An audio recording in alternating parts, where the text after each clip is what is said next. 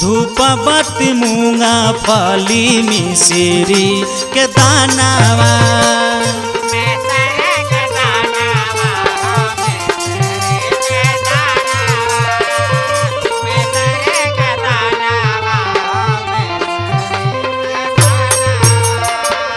शिव चर्चा में लागी तने समानावा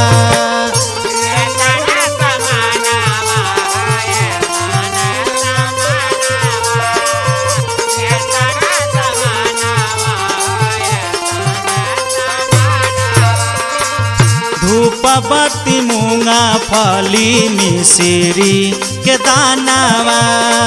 शिव चर्चा में लागी तने समानावा चौकी पे आसन लगाई दा फोटो सजाई दान हो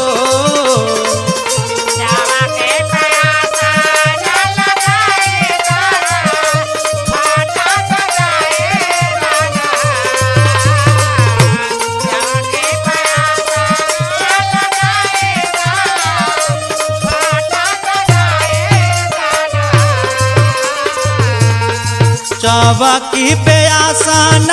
लगाई दा फोटो सजाई दान हो ए पिया शिव चर्चा दुआरे करवाई दा शारदा पुराई दान हो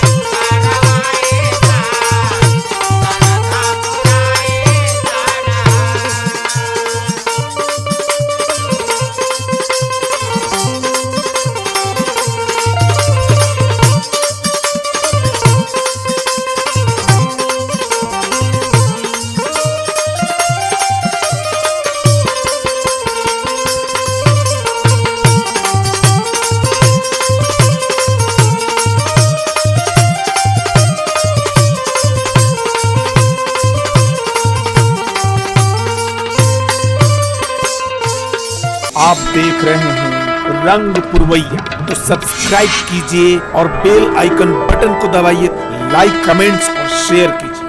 आप देख रहे हैं रंग पुरवैया, तो सब्सक्राइब कीजिए और बेल आइकन बटन को दबाइए, लाइक कमेंट्स और शेयर कीजिए।